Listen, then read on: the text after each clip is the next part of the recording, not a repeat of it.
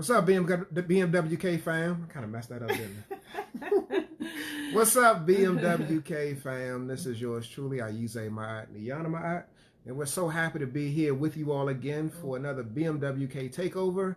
We want to give a special shout out to Lamar and Ronnie Tyler. Thank you for allowing us to use your platform. We really appreciate it. We got something good for y'all today, and we're going to give you a second to tune in. As you're tuning in, let us know where y'all are tuning in from. Yes, please do. Yeah, please where do. are you representing? Let us know who you repping, where you repping, yes, and all that good stuff. Yes. So again, if you just joining us or you're coming into the room, my name is Aiyana. This is Ayize, and we are the founders of BlackandMarriedWithKids.com.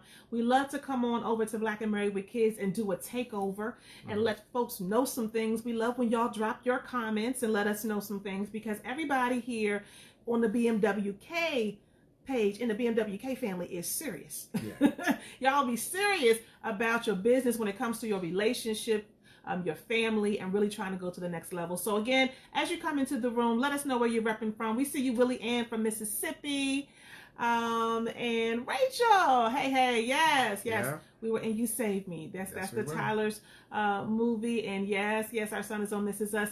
Okay, and New Jersey is representing. Ruth is in the house. So we welcome you as you come into the room. Look, we're all in the house a little bit more.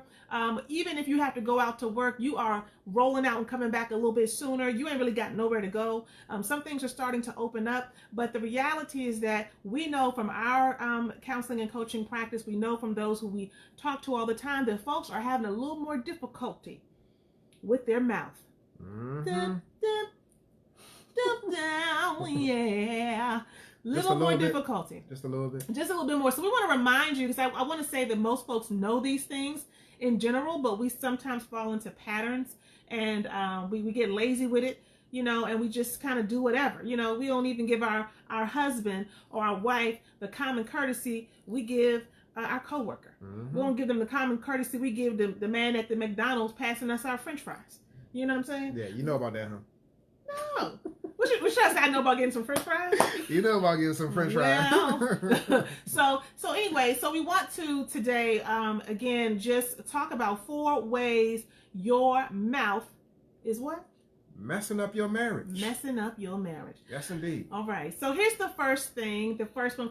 Please do share this video, like it, give us some hearts. Let's get some energy going here, and drop some comments if any of these things are a challenge for you. Yeah. Let me ask you a question. Like this. So before we get, I'm sorry, I'm interrupting you. But before we get into the whole, the things that are challenging you right now. Yeah. If you love, let me see you drop some hearts. Aww. If you love, let me see you drop some hearts. You look like a little kid when you did that. I did? Hey. I just mean pumpkin pie because you're my baby. If you love, let me see some hearts. I need to see somebody that loves dropping some hearts. We on here. I want to know. I mean, this is the BMWK fan right here. Okay, there we go. Okay, we see some hearts. We saw one heart. We see one heart floating on the screen. One boop. Yeah, That's it. That's I see the hearts coming through. Okay. Thank you. All right. Thank you. I just want to make sure that we're not alone and that we're in the right place. Yeah. That we're in the right place. So if you hear yourself or you feel yourself here, don't be too hard on yourself. Yeah. I mean, that's real talk right there. So again, we are the Ma'ats. We're both licensed therapists, but this ain't therapy, y'all. This is not therapy. We're about to give you some good stuff that you can utilize right now to help you to improve the quality of how you interact and communicate with your boo. It's so necessary. And if you've clicked on this video, this live stream, you'll probably see a link down below. We got a free training that's coming up this upcoming Wednesday, 7 Keys to a Rock Solid Relationship. After this, hop on over there and register, and we can get things rocking and rolling. So number 1, what's number 1, babe? Number 1, criticism. Yes. Everybody say it with me. No more criticism. No more criticism. No more criticism. No more criticism. Look, let me tell you something. When you criticize your partner, you're basically implying, you're insinuating, you're saying that there is something wrong with them. There is no other way that it's going to be taken. I know we like to use the word constructive criticism, Natasha. Tamara, you know about that? We talk about constructive criticism. But look, the reality is that nobody likes to be criticized.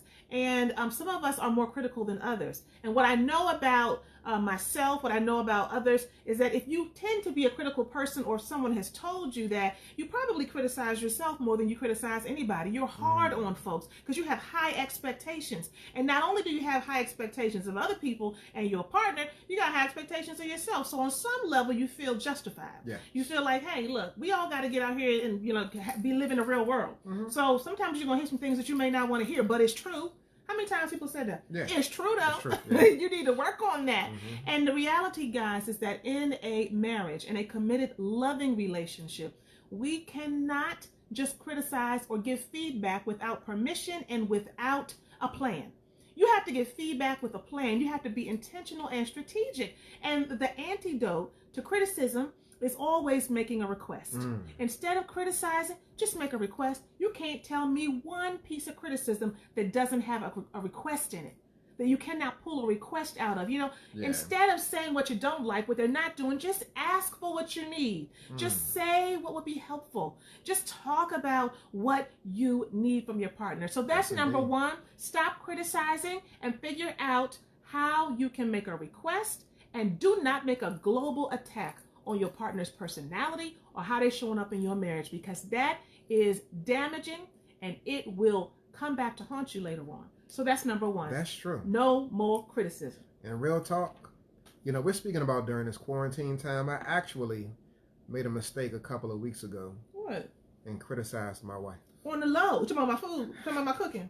It was a sneak dish, y'all. It wasn't and intended it was like a shady, it was like, you know how you try to criticize and you try to make it a compliment? Hey, y'all, please share this video. And you say something, and then you think for a second, somebody, your partner says something too, and you pause like, wait a minute, was that a compliment? Or was he like trying going on me? And so what you said specifically was, babe, you've really been you've been stepping it up with your cooking. You've been stepping it up. I mean, for real. Like I'm happy. Like you've been really stepping it up. That was so I was wrong thing to say. I looked over like, wrong thing to say. I looked over like, excuse me? I'm stepping it up? Just how am I stepping it up? Tell me how I'm stepping it up. She went right? So be mindful of the criticism. Be mindful of the criticism.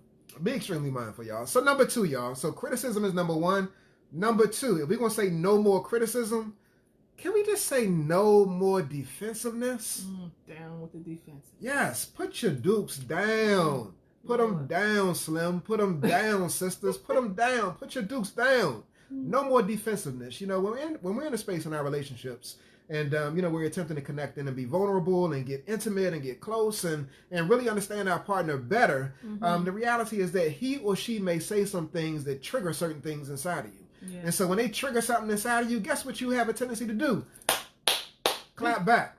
You want to clap back. That's the defensiveness, y'all. Again, so you're trying to protect yourself. You enter into a space of, trying to protect and shield your ego. But the reality is that in you clapping back, you're acting egotistical. So what we want to encourage you to do is, again, to minimize your reactions, embrace whatever feedback that you may get, take it constructively, and resist the urge to clap back. It's no need for defensiveness. A lot of people in the work that we do when we're working with couples have the tendency to deflect. And so, when your wife or your husband is saying something to you that you don't like, what ends up happening is that, well, how are you going to come at me for this when you don't even do that yourself? I know. How are you going to ask me to pick up my stuff? How are you going to ask me to put the toilet paper roll on the toilet paper roll, put the toilet paper on the toilet paper roll, and you don't even do that yourself? How are you going to ask me to do that? How are you going to ask me to pick up the clothes, to wash the dishes, or whatever it may be, and you don't do that yourself? Again, you're deflecting from the situation, you're deflecting from the request, and you're becoming defensive. It does not help when you clap back. Yes, Natasha, pop off. Do not pop off. It's counterproductive. So the antidote, guys, the cure for defensiveness is responsibility. Instead of being defensive, take responsibility for what it is that is being shared with you. And sometimes that can be hard to do, especially if somebody's coming at you the wrong way. Yeah. You can tell them, it's kind of difficult for me to hear what you're saying right now. Give me a moment, right? Let me get a second. I'm gonna come back to you. And just take a time out, take a break, right? And then come back a little bit later by letting them know that, hey, I needed to take a little moment. I heard what you said, but I just couldn't figure out how to take it in the package that you gave it to me. But still, don't let that get you away from taking responsibility, okay? Because defensiveness really gets people out of taking responsibility. All right, if you're just joining us tonight, we are talking about what is it? 4 ways. I'm going to need you to get the title right. 4 ways your mouth is messing up your marriage. 4 ways your mouth is messing up your marriage. Okay, yeah. We talked about criticism. No more criticism. We talked about defensiveness. We're not doing that anymore because that gets you out of taking responsibility. And now the third one is about contempt. Contempt. Oh, it's that nasty one. Contempt is nasty. Let me tell you something. Out of all the things that we're dropping to you today, this one is the most serious, because this kind of energy, the kind of language that you use when you are being contemptuous in your marriage, it puts you on a higher ground than your partner. It elevates you. There's an air of superiority that you might be taking. And you have to realize that when you do that, that just totally funks up the dynamic. There's no admiration. There's no connection. You're not kind of building this culture of appreciation in your relationship. There's not just this mutual respect. You got to be respectful. And when you are contemptuous, when there's contempt, and you start to make comments about somebody's intellect or their intelligence or how well they do something or don't, or their ability to do something or not do it, or you call names, you're going to another level. And that's a danger zone. So you cannot be contemptuous. You cannot do that. The best way for you to really push back against contempt is to deal with your feelings, whatever it is that is bothering you in the relationship, whatever it is that is a problem for you in the relationship at the outset. Usually when people get to a place where they popping off and saying whatever to each other, and you having this air of superiority and coming for your partner like they're not even your spouse, right? When it gets to that point, that means that there have been some things festering, some things hanging around. And all you got to do is take that finger that you're doing like this with to your partner and turn it around and point it at yourself and say, why did you take so long to get this thing out? Why didn't you figure out how to open up your mouth, self, and say what it is you needed and say what it is you felt when you really first felt it? Because at that point, it's been festering. It's been building up. So now you just ready to go. You know what I'm saying? Like, you're done. I'm fed up. But meanwhile, you could have had the conversation a month ago. You could have had it 2 weeks ago. You could have had it, a year ago. And when you don't do that, you get into a real nasty place in the marriage, and it is a danger zone. So please, please, please make sure that you're always focusing on how to develop and really grow respect and admiration in your relationship, and not disrespect and contempt. So contempt is one we do not want to see. We don't. Let's be extremely clear. I'm going to concretize this thing. And so again, early on we said my wife and I were both licensed therapists. Been married for 18 years this month, 24 years together. So we've experienced a lot together, and we've also seen a lot in the couples that we work with. And so when we speak about this whole contempt piece, again, I want to concretize it. If you're using terminology that deals with the initials B-A-N, B-A-n. Y'all know what B-A-N is? Y'all know what a band is? Y'all might not want to type it, though. Y'all know what a band is? Nah, BMWK, we're going to keep it real. Y'all know what a band is? A B-A-N? So the first word might be broke. The first word might be bum. The first word might be the female dog word. And then you got the middle word. And then you got the last word, which, some people might say Negro. And then other people might say something else. And so again, the reality is that because we see this on a regular basis in the couples that we deal with, it's a real thing in relationships, y'all. Contempt is a very real thing in relationships. And so if you're experiencing this in your relationship, if you're the one that's ushering, that's saying this type of language in your relationship, you need to cut it. You need to cut it. It doesn't help. It's counterproductive, y'all. So again, you want to shift the language. You want to be building your partner up versus tearing them down. The last thing. And before you say that, Cliff, I like what you said, Cliff. Clifford said, those things said are never forgotten. Only for the moment forgiven. So that's true. Yes. You might be able to forgive, but you will not forget. And that's why it's a real sisters becoming danger hard. Zone. Sisters becoming hard, yeah. Where are you coming for us right now? No, I'm just saying, I know, in the work that we do, that men, there's an element of fragility that exists, with the man's ego. And, a lot of men are strong, but real talk, when you use certain language, it's a dagger, y'all. It's a dagger. And so, again, not only is that a dagger, let me move on to number 4. Number 4 is also a dagger, too. And men are good with this. Yes. But women are good with this, too, so I'm not going to just put it on men. Yeah. So, number 4. Again, the first one, y'all, was criticism. The second one was defensiveness. The third one was contempt. And before you say the fourth one, if you're just joining us tonight, we're talking about 4 ways your mouth is messing up your marriage. So please share this video, get in on the conversation, and drop some comments. We want to hear from you. Mm-hmm. Mm-hmm. The fourth one, y'all, is the silent treatment. You know, it's also known as stonewalling, but it's the silent treatment, y'all. This thing also slices, it cuts. It's a dagger in your relationship. I'm a witness. You are? Let me tell you something. My husband, he's so much better. He doesn't do it like he used to, but every now and then, you would do that thing. That thing hurts. Yeah. Don't nobody like that? Yeah. So when you do that, you familiar? No, I mean I have done it. You know, when you do it, you know, essentially what you're doing is you're putting up a wall. It's a you know, a shielding, a blocking. It's a protective posture that you're taking, and as a result, you're keeping your partner out from that space of intimacy that you or that they want to experience. And so it's really critical that, you know, if you, again, it's okay to take space in your relationship. It's okay to take a time out. But that silent treatment, y'all, that's that insidious punishment. That's that, you know, backstabbing, like, you know, I know you want to engage me. I know you want to be vulnerable. I know you want to connect in with me, but I'm not giving you that. You don't deserve that. I don't owe you that. It's not my responsibility in this relationship for me to engage you, so beat it. My goodness. Beat it. You on your own, kick rocks. Do you. I'm going to do me. Leave me alone. Just leave me alone. So that silent treatment, that stonewalling, again, it slices. It slices and it builds up a wall of resentment. So it's cutting something down, which is the connection in the relationship, and it's building something up, which is that wall, that gap, that wedge that exists between the two of you. Yeah. And it doesn't have to be there, y'all. That's one way, by you not opening up your mouth and making the decision to shut down, to give your spouse the silent treatment, that you're destroying your relationship. Jeez, Lord. Ray, I love how you're keeping it real. I am the master of the silent treatment. Ray can teach a class. So I love how you are being honest about that. I want to also just flip the script a little bit and also say that a lot of times as well, folks who are engaging in the silent treatment, it's not always that they're doing it to try to get at you. I know it feels very personal. It feels like, you know, you are doing this to me, or that the person doesn't care. You don't care about what's going on, about my feelings, because typically the person who is withdrawing, you know, they want to talk about whatever, and the person who's gone silent, you know, they ain't trying to talk. But also folks who do that are doing that oftentimes too, because they're trying to calm themselves and because they're trying to digest all of the information.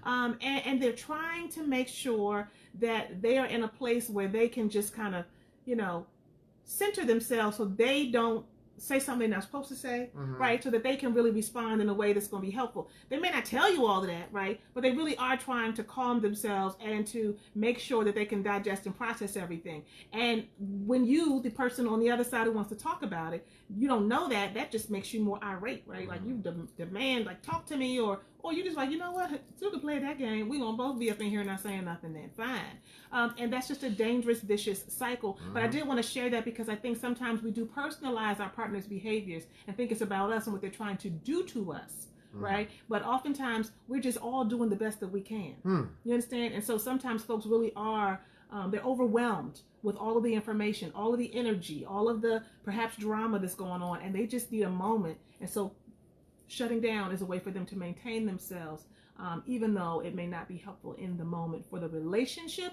It may be helpful for them at that particular point in time. Guys, these things are important. Yes, these things are things that we can oftentimes take for granted, right? Because like Timothy just said, Timothy, you are right. You cannot pull words back. You got to be careful when you release them. Yes, indeed. Timothy, that's good right there. I love that. And I love how Rachel says, if I can't figure out a resolution, I'll just pause it. We got to all give each other a space to pause. And so the antidote for shutting down the silent treatment is the two of you coming up with some way to be able to let each other know, to communicate, not when you're in an argument, but like when y'all are chilling, y'all are good. Like if we get into a place, what are we going to say so that we know we just need a break? One person can just say, I need a break, and you know, we want to come back together, right? Like, I promise we'll come back together. How do you do that? How do you make that a part of how you all engage. It's one of your rules of engagement for your relationship. If you communicate about that, then in advance, right, then you'll be better equipped to deal with it. So these are the 4 things, again, that you need to pay attention to, because these are the 4 ways your mouth can mess up your marriage. And you are going to push back against that. No more criticism, no more defensiveness, no more contempt, and no more shutting down and doing that silent treatment thing.